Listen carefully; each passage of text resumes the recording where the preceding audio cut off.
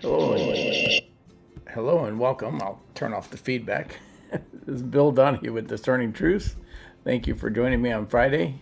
Uh, I'm horrible at pushing buttons and doing that kind of stuff, but I try to make it up for in content. So thanks for joining me. On Monday and Wednesday, I typically teach through a book of the Bible. And then on Friday, I try to do stuff that is I don't believe you're going to be taught in church. Currently, I'm going through Corinthians. I call it half jokingly First and Second Californians because of some of the things I've seen in churches in California.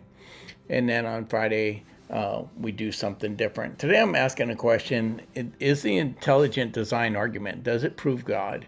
Is it a good strategy for Christians to use? What is it? What evidence is for it? Those kind of questions about intelligent design, because I've seen people discussing it lately and without totally fulfilling that out. On Tuesdays, I generally join Neo on her program. She broadcasts out of Central Time Zone around 10:15, 10:20ish, and I join her and we chat for a little while. So that's my broadcasting schedule. And then I always try to give you ways to follow up with me.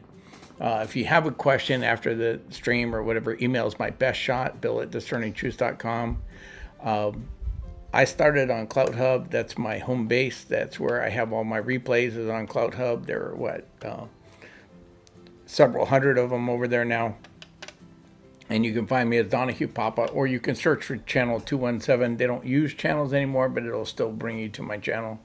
And look at the replays. They're all labeled as to what they're about. And you can find more there.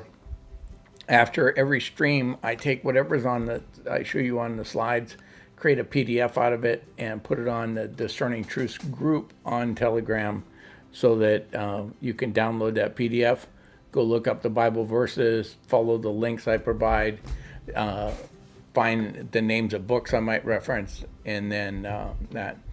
And I also created a presence on a newer social media platform called brandarmy.com, and I labeled it Donahue Papa's Army because I like the military theme. I also like the idea because I feel like we are developing an army as saints and teaching you how to throw down every thought and idea that is exalted against God.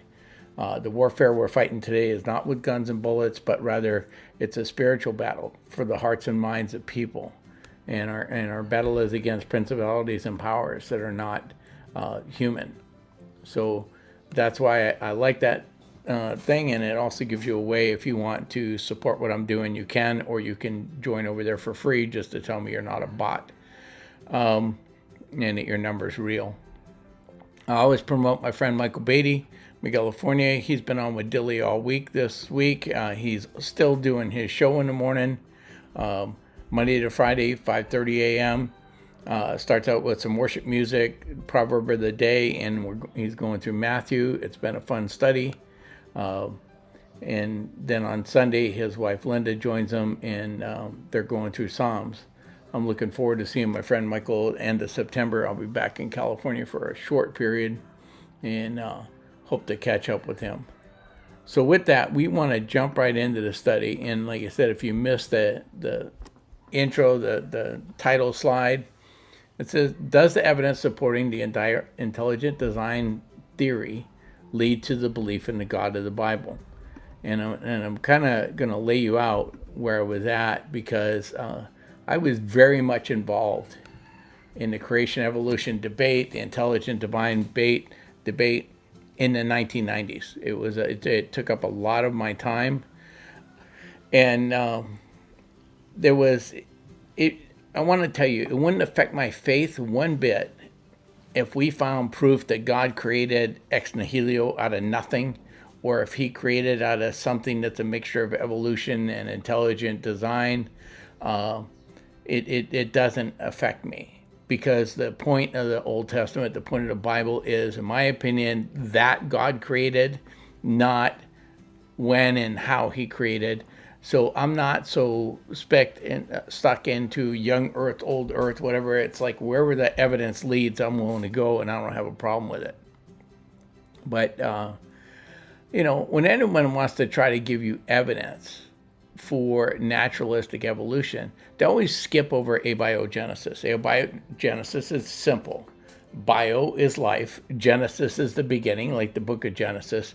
And when you put an A prefix before it, it actually reverses the meaning. So abiogenesis is truth in advertising. It's not the beginning of life. But it was coined by Huxley, a student of Darwin, to differentiate it from biogenesis, which is the idea that life beginning. And but it's what naturalists call. And so they want to jump right over that because they can't get past that hurdle, right? And I'm going to deal with this a little bit more. And I did a stream when I first started on abiogenesis, and I go through all the different fields of science that naturalistic abiogenesis theories, things they postulate in their theory in, let's say, chemistry are violated in biology, or biology are violated in chemistry or physics. And so they violate at least 7 known and confirmed laws in science. And what I want you to understand is you have a hypothesis. You come up with a theory, an idea. This is what I think happened. This is my hypothesis. And then if you can test that hypothesis through scientific experiment, you do it. Now, when we come to origins, you can't test it. We can't recreate the universe. We can't do that. So you can't test it. So what you do is create a model, and a bigger model that makes predictions. If my hypothesis is correct, this will prove to be true. Okay? And that's how you test it. When a hypothesis is tested and found to be true or valid, it becomes a theory. And when it's tested 8 ways from Sunday, every way that you can think of under a bunch of different conditions, and it always proves to be true, it then becomes a law. Okay? So when people talk to you about evolutionary theory, they are convoluting and conflating terms. Evolution is not a theory. It has not been proven. It's not there. It's an evolution model based on a hypothesis. Okay? Now, intelligent design theory is a type of teleological argument. And what a teleological argument means, you start at the end and you work back. Okay? I see what we see. We have this phenomenon of life and the universe and all that. And then you work back how it got there. And so it is one of those arguments do that. And now the basic premise for all teleological arguments is for the existence of God. All teleological philosophical arguments for the existence of God uses the same kind of premise of an intelligent purpose or design. Okay? It's like we see the universe began, therefore it has to have a first cause, those kind of things. And what intelligent design does is it looks at the purpose or design that it's found in the universe. Okay? Order, unity, coherency, design, and complexity, and works back from there to the point that has to have a first cause. But not only does it have to have a first cause, that first cause needs to be intelligent. Okay? And now, intelligent design theory is a scientific theory, and not to be confused with creationism or any other where we use science, philosophy, and a lot of different arguments, historical arguments. Intelligent design is strictly a scientific theory. Okay? It's a scientific model offering a different explanation for things than what you're going to find in naturalistic models of evolution. So like I said, I was very much involved in this in the 1990s. And then I went to a conference and I kept notes from December 1, 1999. So those of you joining the intelligent design movement here in 2023, welcome to the game. But this has been going on for a couple decades. The conference at Biola, I attended a number of them. Many of you know, I went back to Biola after I had children. I was older. I went back and I took classes in apologetics that I was interested in. And I went through their master's program in apologetics and skipped the classes I didn't care about. I didn't want to learn Greek or Hebrew. I skipped those classes. I took the ones that interested me in their apologetics program. But they also had all these conferences that would be held while I was there. And one of them was this one on intelligent design. It was by far the best attended of any conference I ever attended at Biola. Not only was Sutherland Hall, which is one of their biggest halls there, full to the capacity. There was 1,000 people in the gymnasium watching on closed circuit TV. It was a huge thing because this was a hot issue in the 1990s. Okay, so who were there were Philip Johnson, who's an author, Paul Nelson, J.P. Moreland, John Mark Reynolds, and then Craig Hazen was the head of the apologetics program at Biola, and he was like the host and organizer of the thing. And one of the reasons for the large attendance was, like I said, ID was a hot topic in the 1990s. And I'm glad it's becoming a hot topic again today, and that people that are not necessarily Christian or maybe coming to this, like I had pointed you to a program by Alara where she was talking about this. I didn't feel like she really went into intelligent design, but she was seeing evidence for a designer. And I like that that's coming back. And but you have people like Dr. Stephen Meyer, Dr. William Dubinsky, even J.P. Moreland, who focuses on the philosophy of science, and Dr. John Mark Reynolds, Paul Nelson, and Philip Johnson, who's not a scientist but an author, and a growing number of people in the intelligent design thing that were telling people who believe in a creator to stop fighting amongst ourselves, because you want to fight, get an old earther and a young earther together and then see how we throw rocks at each other.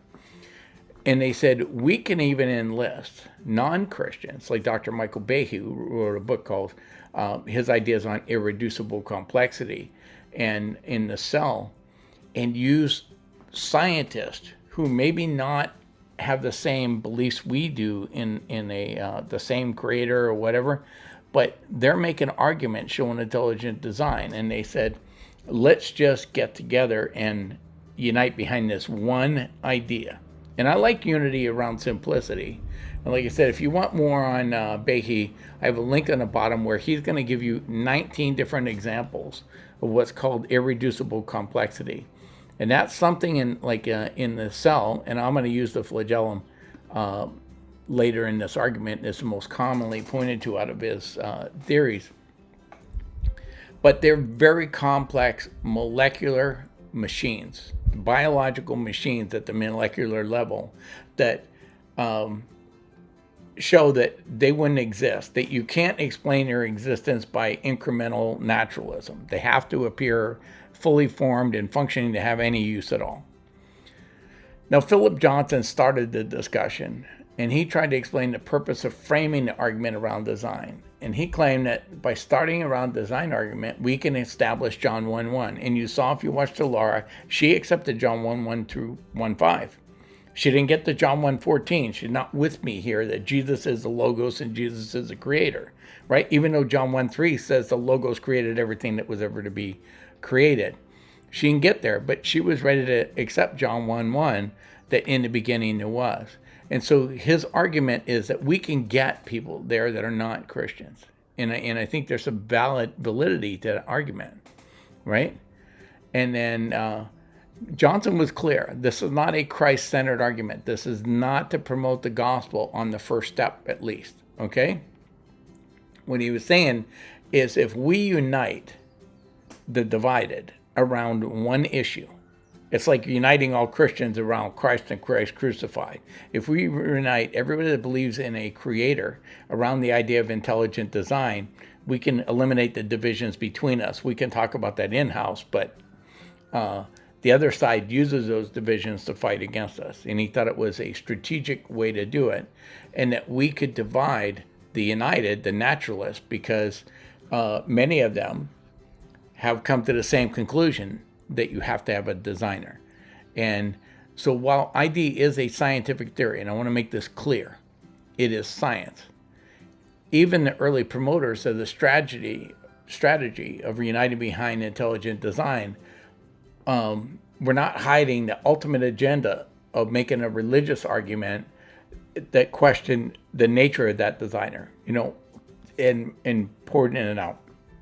And I threw a yellow flag on this back in 1999, and I said, if you're going to connect this, and you're barely hiding the fact that this is your first step in a religious argument, and ID gets challenged in court, they're going to bring that back at you, and it could cause us problems. And that's exactly what has happened, where the question of teaching intelligent design has been challenged in court. They put that right back at us, and they try to lump the scientific theory of intelligent design with all other creationist theories, which are some are metaphysical, some are philosophical, some are scientific, and they lump them together and say you can't teach this in school. It's not science. Now, Dr. Paul Nelson is the next speaker, and he had two main subjects. He spoke on the conflict between the data and the evolutionary hypothesis concerning the appearance of new life forms or body parts. His charts were dramatic. I mean, he put on a very impressive show, and that there is no gradual increase. It's things just show up. Okay, that's what we see in the fossil record, that you have big jumps in the tree of life that, nothing going out the branches. You just have the leaves on the end, right? That are there. And so he showed that naturalistic evolutionary models and their hypothesis don't explain the facts. And that's true, okay? And Darwinism just doesn't match the data at this point, right? And the second major subject in his presentation concerned cell division and specialization that occurs in animals, and how those cells acquire the information of when and how to divide, and how that's problematic for the evolutionary models. And this is, again, a true argument for them. And while Nelson's presentation was very scientific, I was lost to see how it differed from many arguments I've heard from myself or other people who are creationists. And a typical creation argument compares evolution and creation models to the evidence and shows that the evolutionary naturalistic models fail, don't provide a sufficient cause, don't explain the data, that they don't do that, and that the creation model does provide a sufficient cause, does explain all the data, and to do that. So I said, so much overlap with standard creation models that have already been shot down in court. How do you avoid the problem of this being considered just another creationist argument? And like I said, that yellow flag I threw up in the 1990s didn't make me a friend to a lot of these people, but it's proven to be true. My objections were easily sought out by the people on the other side, and they used it against us. Okay? J.P. Moreland, he was one of my favorite teachers at Biola. J.P. and I fought all the time. It was just a blast. I would make him crazy in class. Okay? And but he was one of my favorite teachers, and he was the next to speak, and he discussed the problems of that exist in both the existence of the mind and objective moral values. And this is not a scientific argument. This is a metaphysical argument. And again, I saw this as problematic for him. He is correct. Naturalism does not explain the existence of the mind. It does not explain the existence of objective moral values. And what I mean by objective moral values is, if I asked you, is it ever okay under any condition, in any society, to torture babies to death for fun? Everybody would say no. It's never okay to do it for fun. Okay, I'm adding for fun, that this is your purpose in doing it. That is objectively wrong in every society, by every person. It is objectively. And once you have one that you can prove that a objective moral value exists, you can prove that other objective moral values exist. And once you admit they exist, you got to have an explanation for why they exist. And naturalism offers no explanation for that. In fact, many naturalists discuss the fact that it is a big problem for their theory. Okay? But in this intelligent design argument, God, or in this case, an unnamed intelligent designer, offers greater explanation than the evolutionary model, because it not only best explains the origin of the universe, the origin of time and matter, the origin of life, speciation, which is, the transmigration of the species from whatever original creation. It explains the existence of the mind, the existence of objective moral values. It has greater explanatory scope. And in science, that's supposed to be the preferred theory that has greater explanatory scope. The problem is many of these arguments are from a branch of philosophy known as metaphysics. Okay? Now, admitted, the larger naturalistic models of origin, the Big Bang, abiogenesis, evolution, also venture into metaphysics. They do. As much as they deny it, they are way off into metaphysics. Okay? I'm not sure the best argument here is to follow them into metaphysics in this argument while claiming to be scientific, because they're going to use it against us.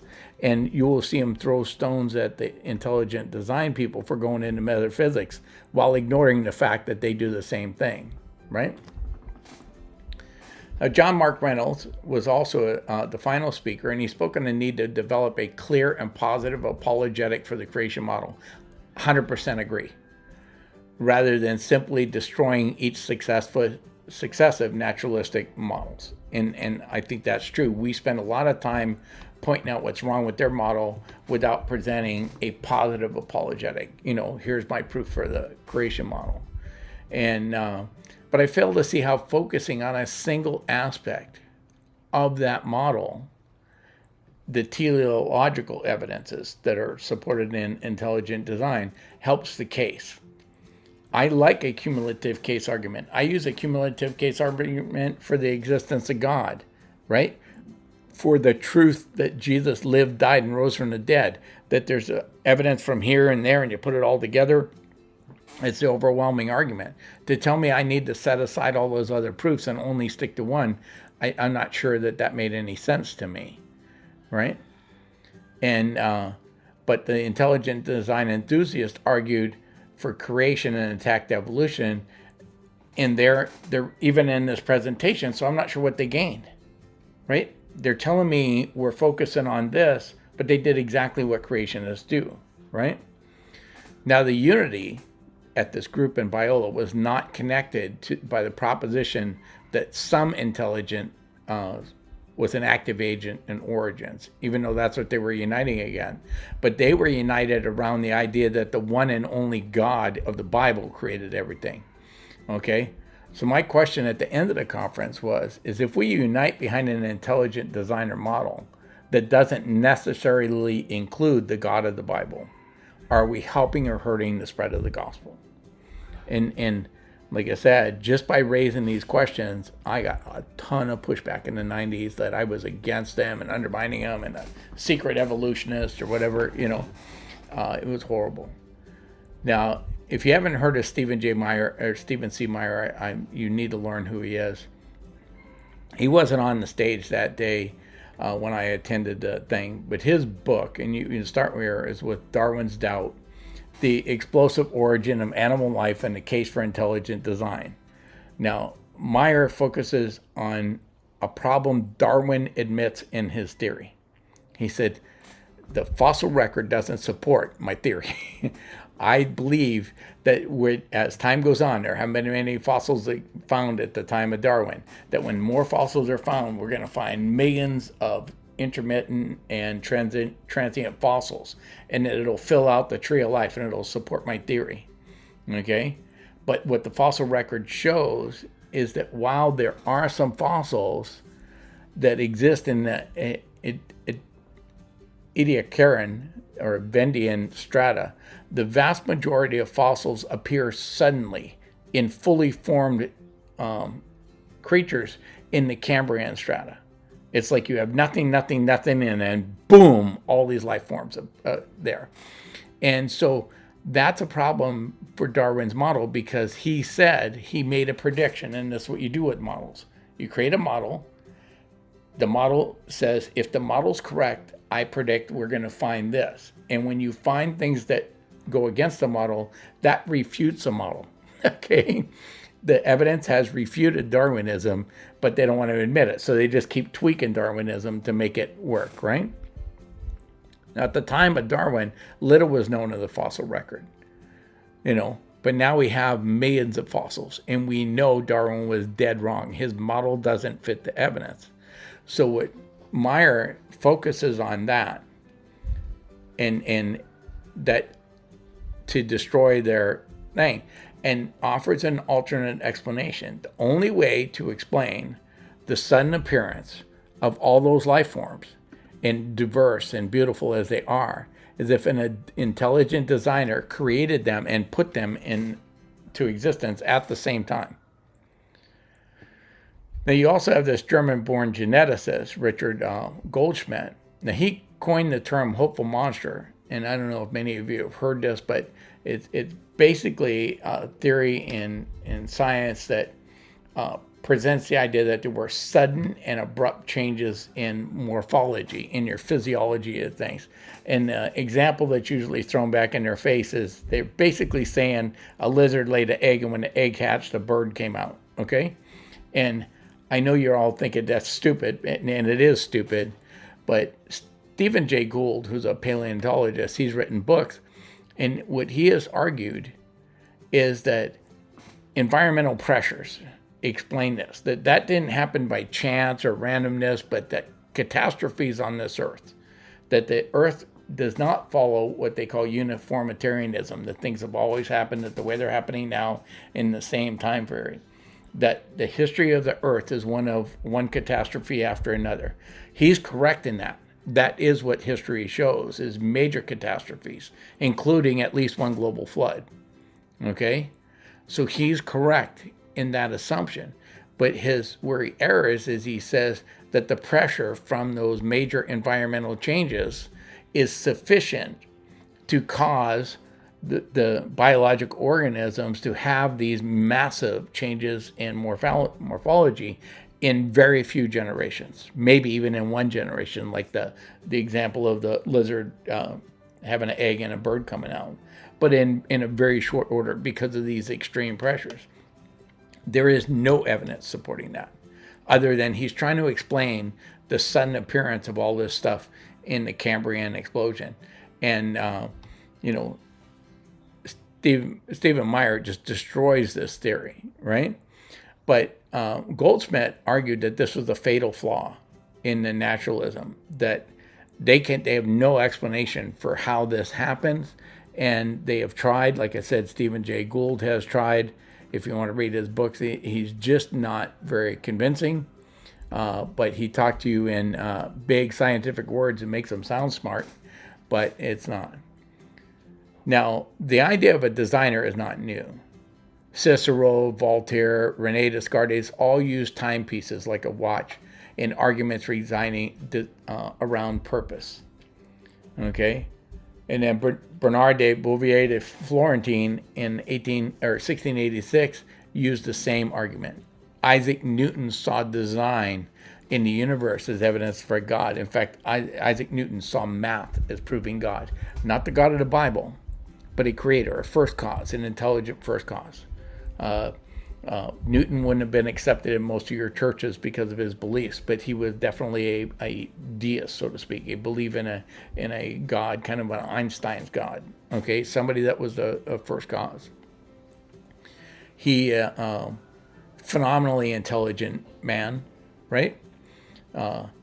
Created calculus and a bunch of other things, and then turned 26, right? You know, I mean, he was just phenomenally intelligent, and he concluded it. But the most famous argument from design that people are familiar with was made by William Paley in his book in 1802, The Natural Theology and Evidence of the Existence and Attributes of Deity. Long title, but his argument is very simple. And he expands on this greater. I'm abbreviating him for this term, but it's basically saying you walk along a beach, you find a functioning wristwatch laying on the beach. Are you going to examine it, open it up, see all the gears, all the turning, all the mechanisms in the watch, and say, wow, somebody designed this. Look how intricate this is. Or do you think it's reasonable for you to conclude that the waves of the sea lapping on the sand of the seashore for millions of years form that watch, and it just happens to work, and that it formed randomly? And Paley's saying that the secondary opinion is just nonsensical. It's magic without a magician or a hat, right? It's just you're presenting something that's not science. Now, in Paley's day, they thought the cell was a blob, just a blob of tissue. And he didn't know what we know now. And that the cell on the wrist upon which that wristwatch would sit is exponentially more complex and at a higher order of engineering design than the watch ever is. The watch doesn't sense its environment and adapt for it. It doesn't replicate itself, right? It doesn't contain information inside of it which are contained in one spot and then transmitted to another by another biological organism. None of that happens in the watch. The watch is a mechanically detailed mechanism, but on an engineering scale, it is simple. It is child's play compared to what's going on in the cell, right? And so what the naturalism that can't explain the watch has a real big problem when dealing with the cell, because they need an intelligent designer, but they excluded them by their own definitions. Okay? And what happens is you have the cell requiring this designer that you've excluded, so their only choice is to go back and say, well, the arguments for a designer have committed all these logical fallacies. And they say we make a false equivalence, and that the story conflates the design of a machine which has a clear function like a watch with the structure of a natural system in which the function of the organism is attributed by the observer. This is a false argument, right? Because the function of things like ribosome and ATP synthase and the flagella and all the other things that we see are not determined by the observer. They are discovered by the observer, right? The observer doesn't give them the attributed design. Their design becomes obvious. That's a false argument, but you'll see it put out there. They claim we have circular reasoning, and that the story of intelligent design poses that the universe is the greatest example of design ever seen, but the notion that it was designed is what we're trying to prove. So in presuming that it's designed, we're making a circular argument. Again, this is false. The apparent design in the universe and the cell and all these other things that are used by intelligent design are admitted by everybody. It's not just intelligent design people that say there's apparent design here. All scientists admit it. Okay, virtually all. There may be someone out there that decides there's no design. It's there. How they explain it is different, but it's not circular reasoning. Now, that it's a non sequitur, meaning it does not follow. The conclusion doesn't follow from the premise. Just because one complex thing was designed doesn't mean all complex things are designed. And this criticism is partially correct. We see things like snowflakes and fractals that make beautiful designs, and they're not necessarily designed. It's a repetitive or fairly simple crystalline formula, and so it's there. So, but nothing remotely close to the complexity in the cell or a living organism has ever been explained without a designer that it's there. So it's a partial argument. I'm going to give them a half a point for that argument. The rest of them are they're getting 0 so far. Sorry, I got to scroll down a little bit.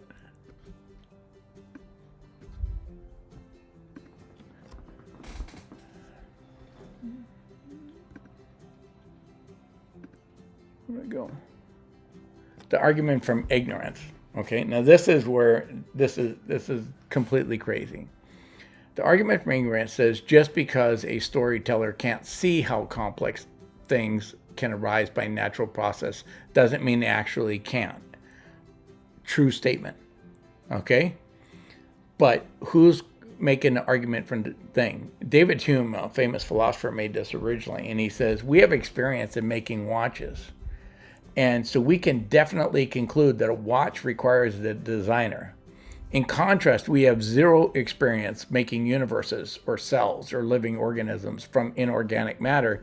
Therefore, Hume argued that we can't say whether a designer is required. That's nonsensical, and it was an embarrassment to me to see somebody as smart as Hume make this argument, because that's stupid. Okay, yeah, I can't prove that no other hypothetical explanation exists. What I'm saying is, in all known information, this is the only explanation that exists that explains the data is intelligent design.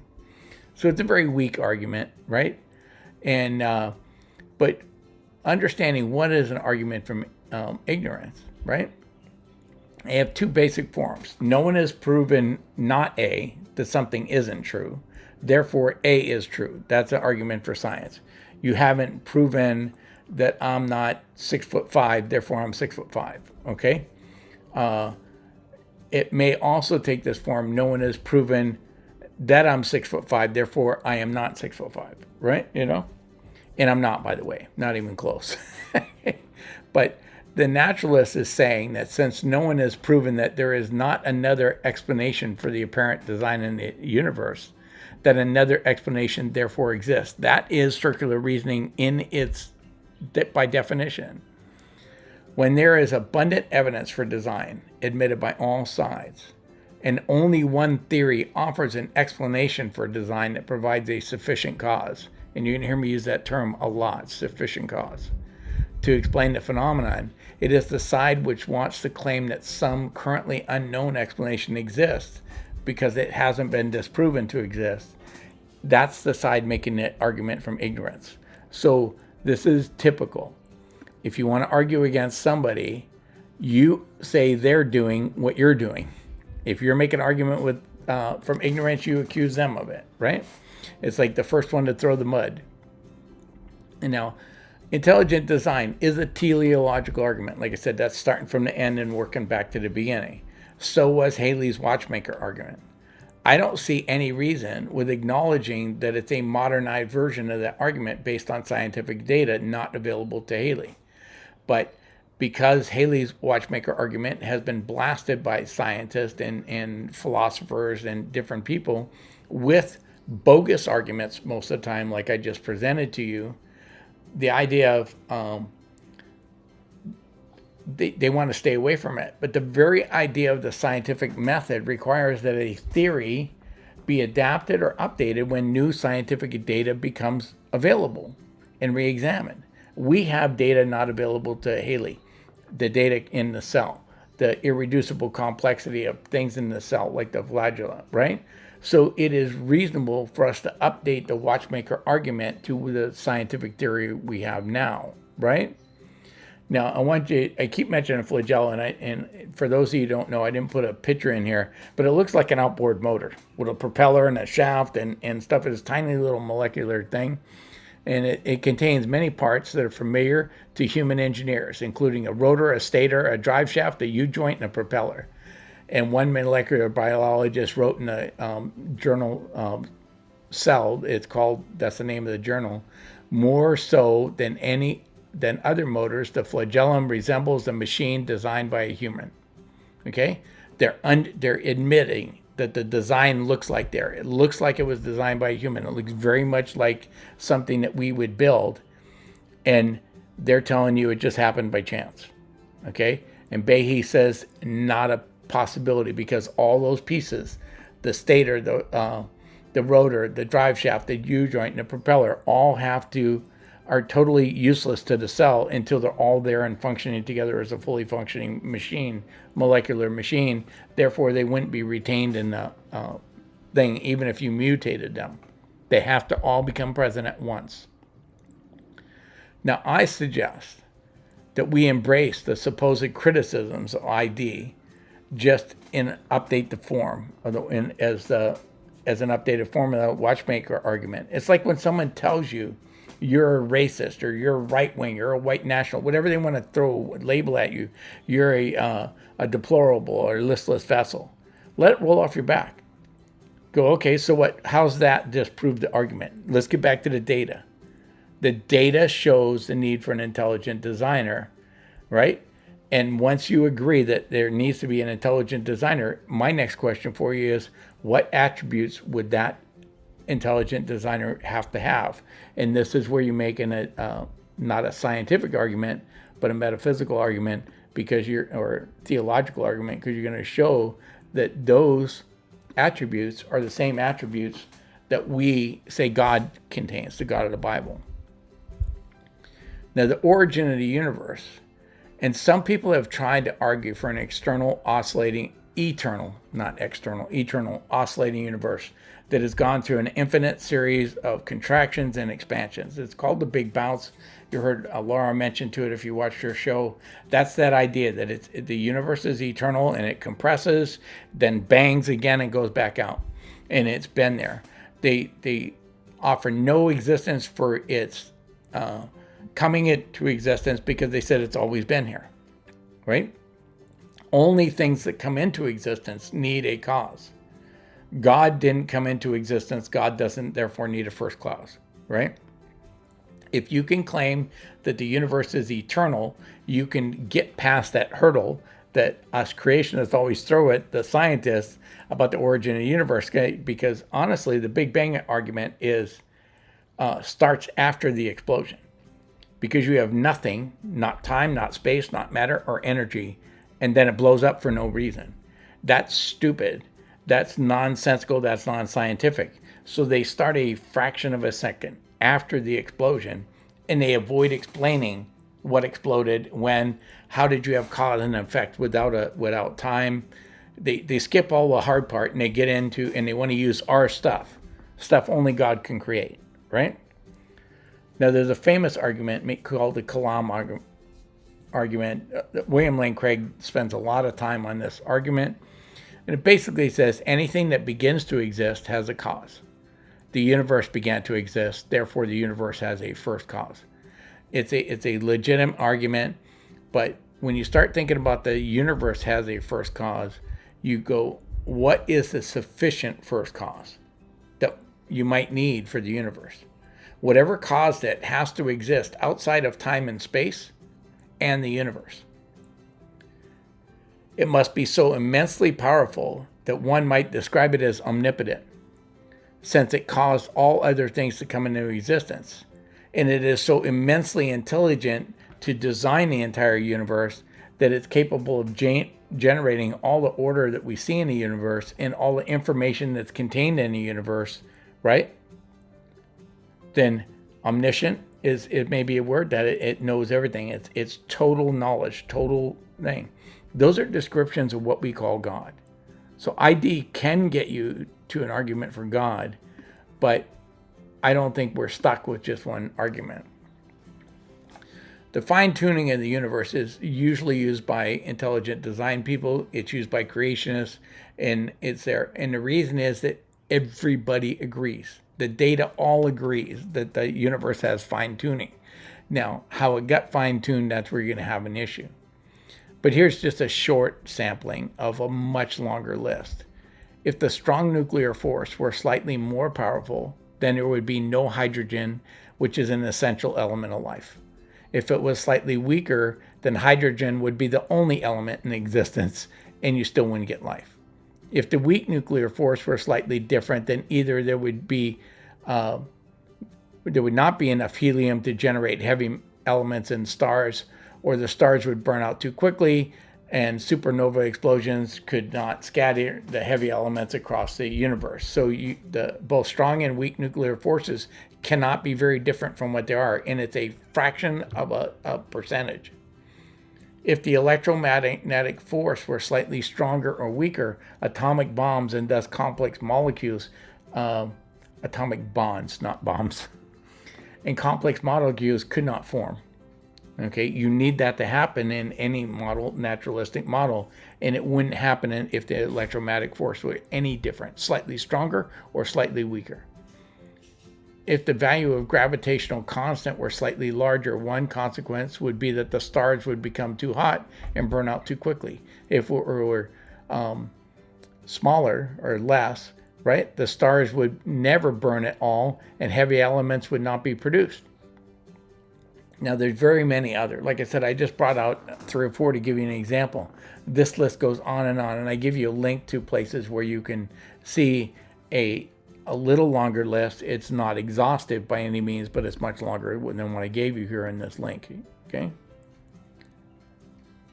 And then you look at the origin of the cell. And most of us know that DNA contains a vast amount of information. But the proteins in the cell read the DNA. Okay, the information on the DNA, and they read instructions on the DNA and then go carry out those instructions. Some of those instructions involve building things, molecular machines like flagella. Okay, so you have to ask yourself, where did the information originate? Because information requires us to have language conforms, right? The word gift in English means one thing. The word gift in German means poison. It's a little different thing. You don't want to receive gift from a German friend. You want to receive a gift from an English friend, right? You know, and you have to speak the same language.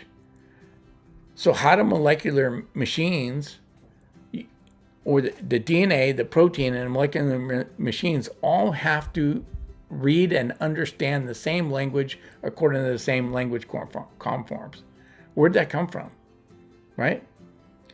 The DNA, the proteins, they're all using the same language syntax that they need in communication. Because, you know, like in Spanish, it's the house red, the Casa Roja, and in English, it's the red house. Our syntax is different, okay? So if you don't use the same language conforms, even if you're using the same words, the same information, there's not communication, right? There needs to be agreement on an alphabet, right? Or code in the DNA, and the sequence in which the code is written. The DNA is very long. Where do you know when to start and where to end? There has to be agreement on that, right? So none of that in the cell is explainable or explained by any naturalistic model. They just don't have it, so they skip over it. Don't bother me with those trivial problems, right? You know? And like I said, you get Behe's argument about the irreducible complexity of molecular machines. And this is also used by men like Meyer, but Behe is the non-Christian scientist that put him out here. And the argument for naturalism is that mutations occur naturally. And despite the fact that they admit almost all mutations are deleterious to the survival of the organism. Deleterious means they're harmful. Most mutations that we see in nature actually make it harder for the organism to live. Therefore, that organism is not going to reproduce. Those mutations are not retained in the population, and there's no concentration for them to be passed on. Okay? But they say some mutations are beneficial and therefore increase the survivability of the organism. Okay, and let's give them that if they had a mutation that helped them survive better, it would be retained. But studies in cellular biology have discovered that molecular machines, like the previously mentioned flagella, have irreducible complexity, meaning they serve no function until they're completely assembled. Okay? We find similar examples in nature. And I'm going to use the bombardier beetle because it's kind of a famous example. The bombardier beetle has 3 compartments in its abdomen. It produces one chemical in one compartment and a different chemical in a second compartment. And when it's underneath threat and needs to defend itself, it releases those 2 chemicals into a third compartment where they combine. They have a chemical reaction that creates an explosion. That explosion is expelled from the beetle out through a hole in its backside of its abdomen. It's like a big old fart, chemical weapon fart out of a bombardier beetle. That's its department. That's its defense mechanism. But it has to mutate the ability to make those 2 correct chemicals, mutate all 3 compartments before any of them are beneficial to them. If it only had the one compartment with the one chemical, when it released it out its backside, it would not deter any aggressor, any predator. If it had them both, but they didn't mix and they both expelled from their rectum or their back of their abdomen Separately, they would not be deterrent. You need both chemicals, the ability to mix them in a third compartment that can contain the explosion, and then that third compartment be the only place where they expel from the abdomen of the bombardier beetle. That's all design. That cannot be explained by incremental mutations. They all have to appear at the same time, just like the rotor and stator and gear and propeller and the flagellum. Okay? And like I said, the origin of life. I did a stream looking at the way naturalistic model of origin of life called abiogenesis violates established laws of science in at least 7 different fields of scientific study. I'm not making a theological argument. I'm looking at the science. Their model is disproven by laws of science, not other scientific theories or hypotheses. Established laws of science prove it's wrong. Okay? Naturalism is totally lacking in any sufficient cause to explain the origin of matter, energy, the universe, the first living thing. And that's why evolutionary models start after we have life. Life existed in that primordial goo or wherever they're going to say it came from. They have to have it already existing, and then they build from there. Because they need to use our stuff. Stuff their model can't explain. Their model can't explain the existence of time, space, energy, matter, information, the universe, any of that stuff. It has no explanation for it. It doesn't have it may have an explanation, these hypothetical things. It doesn't offer a sufficient cause. A cause with enough power, enough of the qualities you would need to explain its existence. So they bypass this huge hurdle of abiogenesis and just start after they have life, right?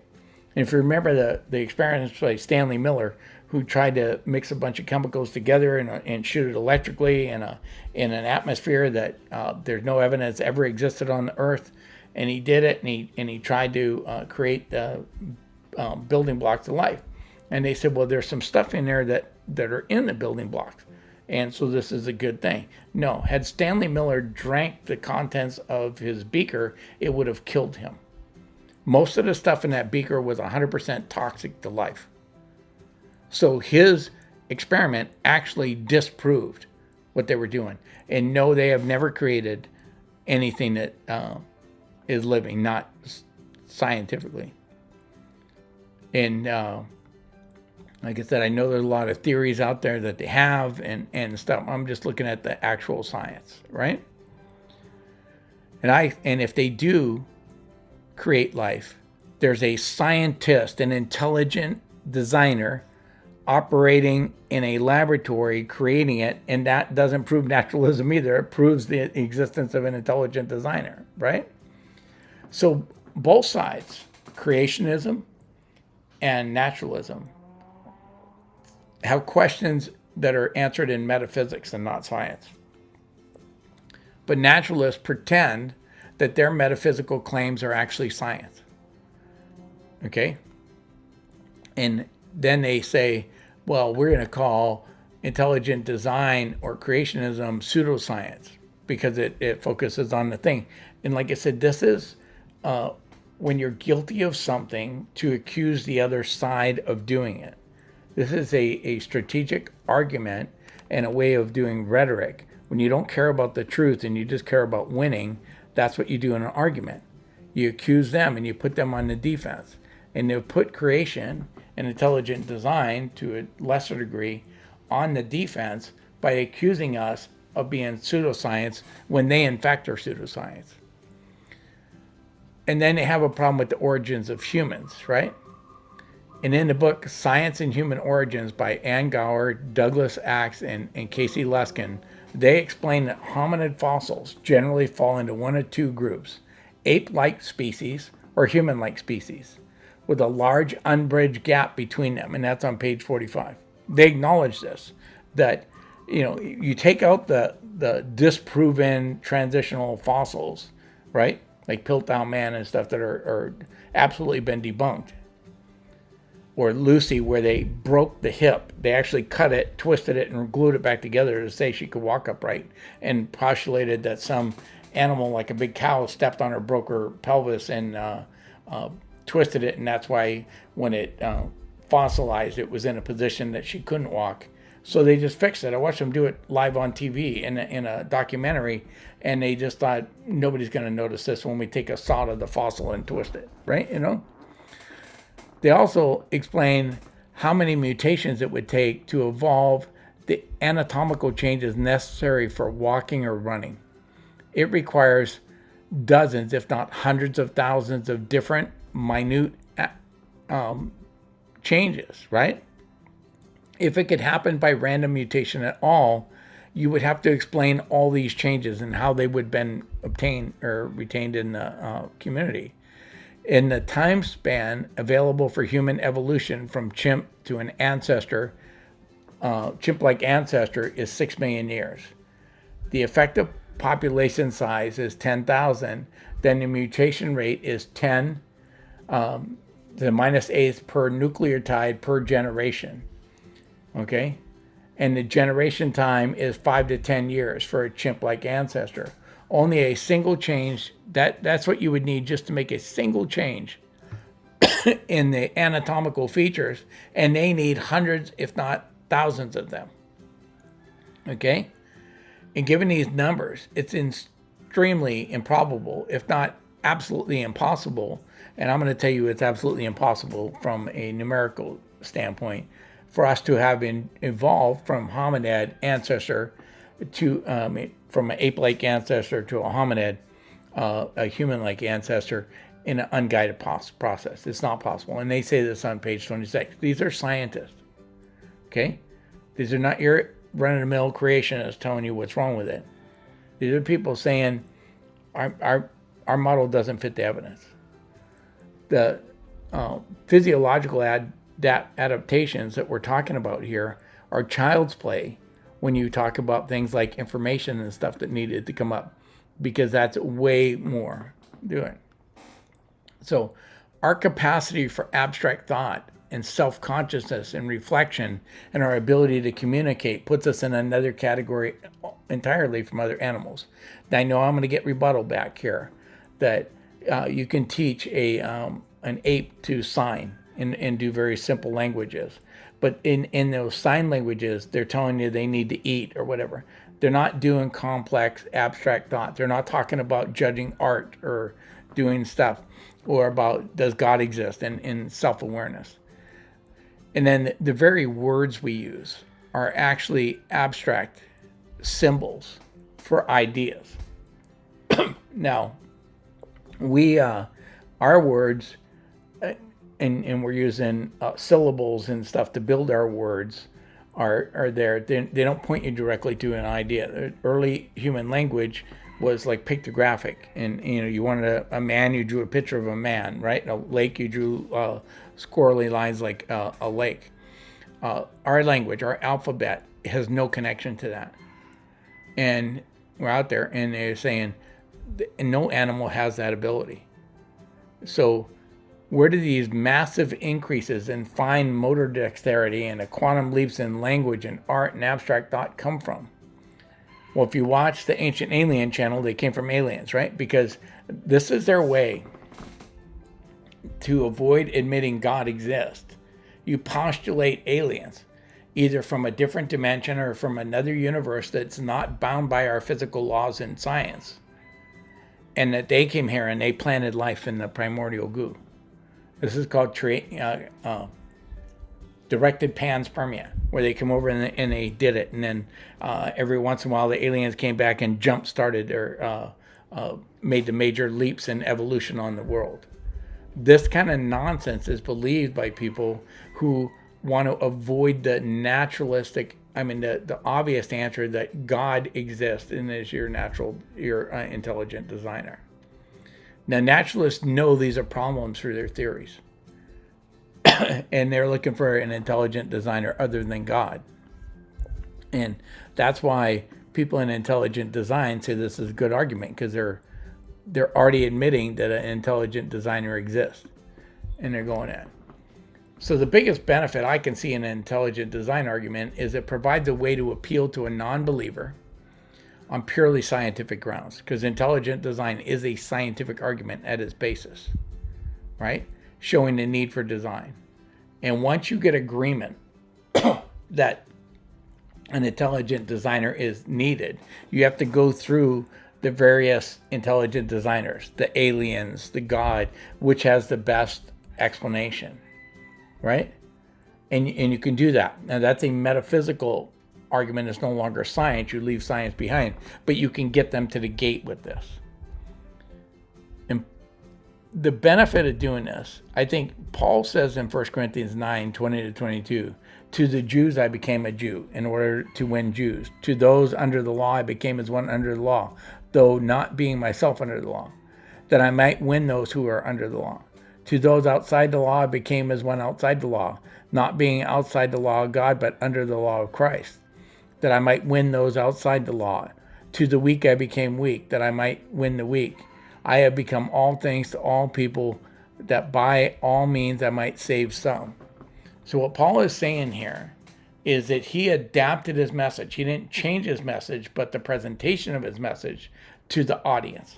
When he was on Mars Hill arguing with the philosophers in Greece, he made a philosophical argument for God, about their unknown God. When he was with the Corinthians, who didn't seem capable of understanding anything beyond the basic gospel of Christ and Christ crucified, that's what he taught them. Okay? To the more mature Corinth, he taught them a little extra stuff, like that God was going to save the Gentiles instead of, and as well as the Jews, and did that. But he kept a very basic gospel there. In other towns, he taught a more complex version of the gospel and taught about end times, like Thessalonica. He taught them a lot about end times. Okay, he adapted to the audience, and if we follow Paul's example, we need to be sufficiently informed and understand the science that supports intelligent design for us when we get in a conversation with people who are waved by scientific arguments more than historical arguments or philosophical arguments or metaphysical arguments, that they do it. Now, different arguments prove different things. Like I said, I use philosophical arguments a lot to show the existence of God. I use historical arguments to show that Jesus lived, died, and rose from the dead, right? And these ID arguments are scientific arguments. And every time we learn a new argument, we just put another tool in our toolbox, right? For the Holy Spirit to pull out when he needs it to convince somebody. And that's what Paul did. So I'm all in favor of Christians learning intelligent design, for Christians learning what these arguments are and how to refute naturalism. That's a great idea. But you got to understand, you're not going to get to Jesus with this argument. This gets you on the first rung of the ladder. And from there, you got to shift your argument and go another way to get people into understanding that it's Jesus that did it. Okay? So I'm going to put on a song. If you're new here and you're not familiar with my broadcast, I rarely interact with the chat until after I'm done through my presentation. I put on a song. I will read the chat on as many platforms as I can while the song plays. If there's any questions, I'll come back, or comments, and then we'll conclude. I try to end by within an hour, which was 9 minutes ago, so we're clearly over time, and I understand if you have to go, but that's how this works here. So this is called Through the Tears. It's a very sad song, but I love it.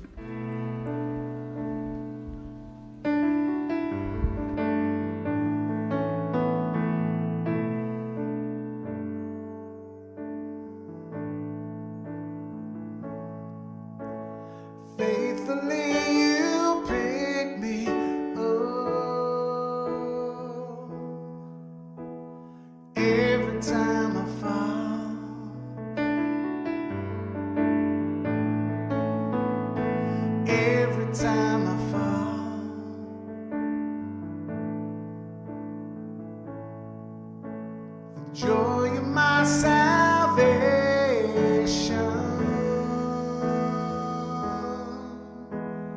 you restore,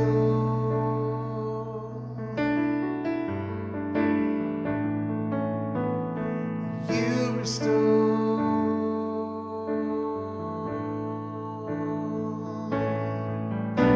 Strengthen me, Lord, when the cry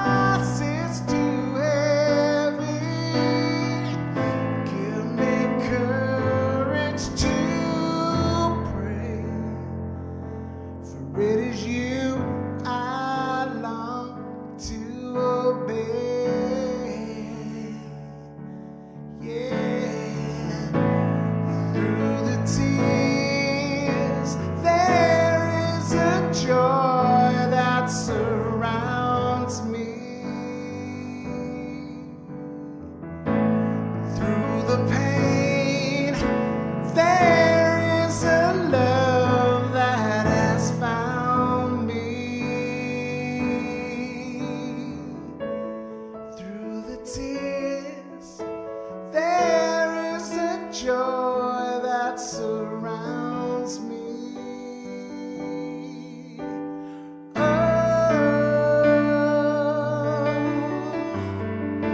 oh,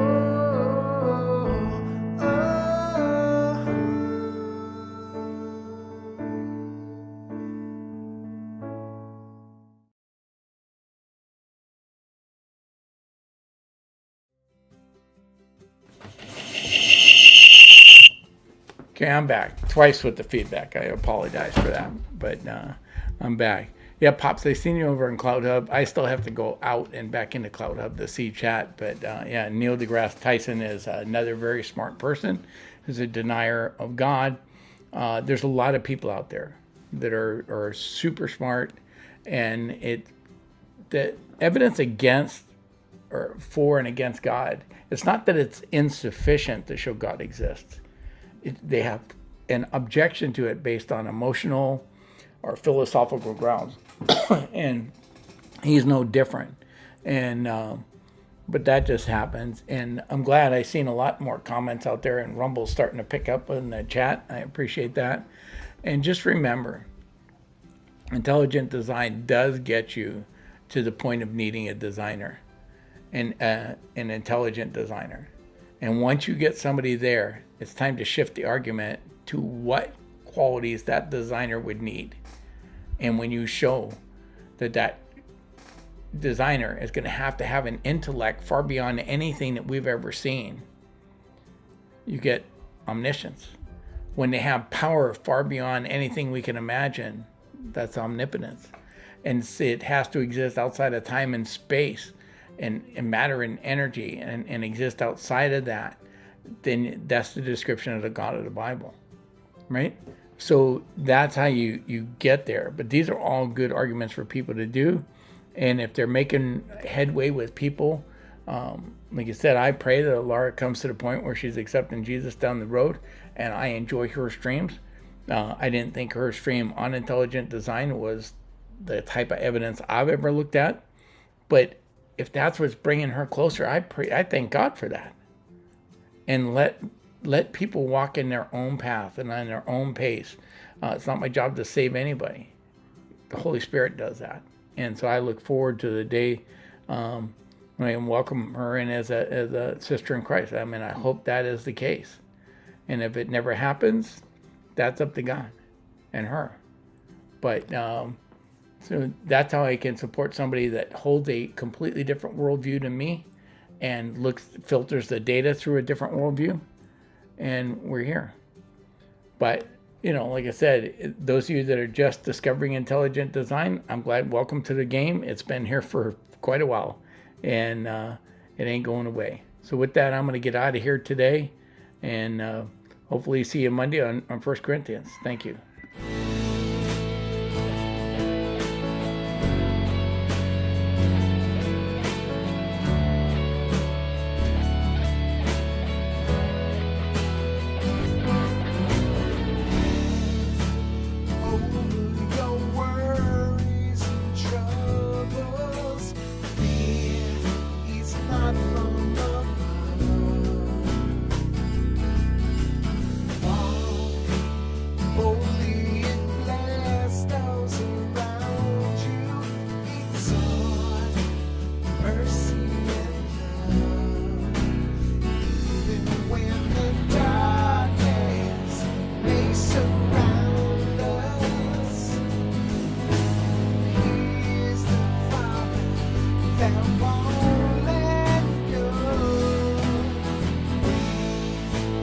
walk